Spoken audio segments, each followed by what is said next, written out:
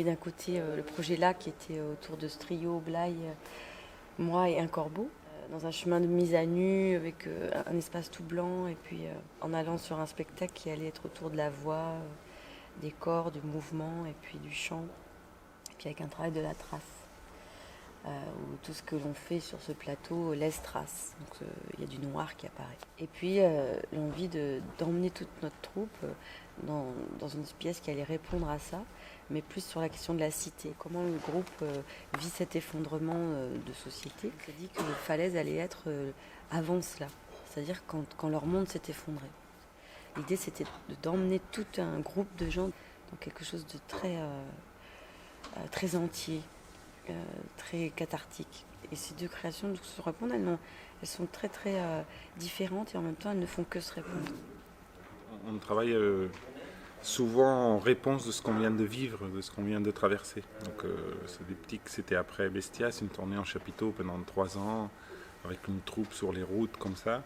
Et le fait de répondre avec un duo et continuer le travail de groupe, le travail de troupe, c'était parce que d'un côté on avait besoin aussi avec Camille de se retrouver sur le plateau tous les deux à rechercher et en même temps profiter d'une sorte de langage qu'on a mis en place avec Bestias, avec le travail de troupe, tout en incorporant des nouvelles personnalités. On s'est dit on va faire 2 spectacles mais une seule recherche, donc une recherche pour 2 créations.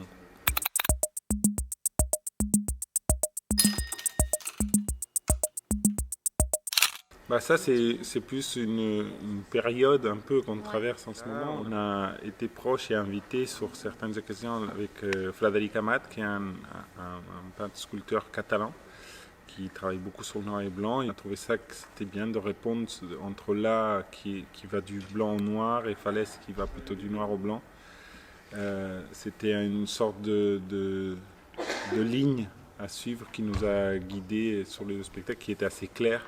Le corbeau avec lequel on vit est noir et blanc. Même imaginer dans cette espèce de monde qui serait Falès, qu'on ne connaissait pas encore, qu'on était en train de travailler là avec Gus, que Gus pouvait très bien être le président de ce monde-là. Voilà. Et du coup, qu'en gros, tout est dans ses couleurs. Quoi. Et que son monde, du coup, il serait celui du noir et blanc.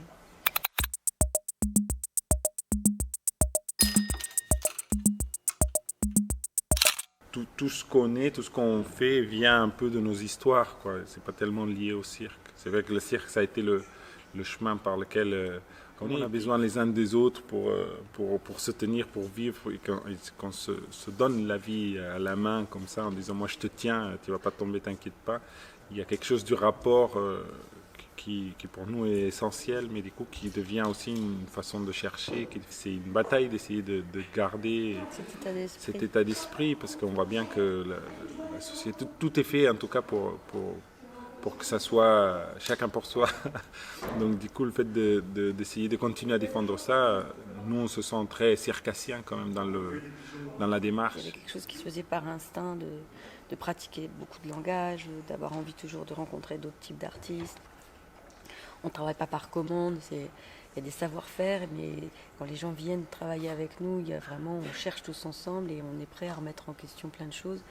Et on n'est pas chacun à venir signer ce qu'il sait faire. Et cette attitude-là, elle est difficile en fait. Et elle ne peut avoir lieu que dans un état d'esprit de bienveillance, de travail.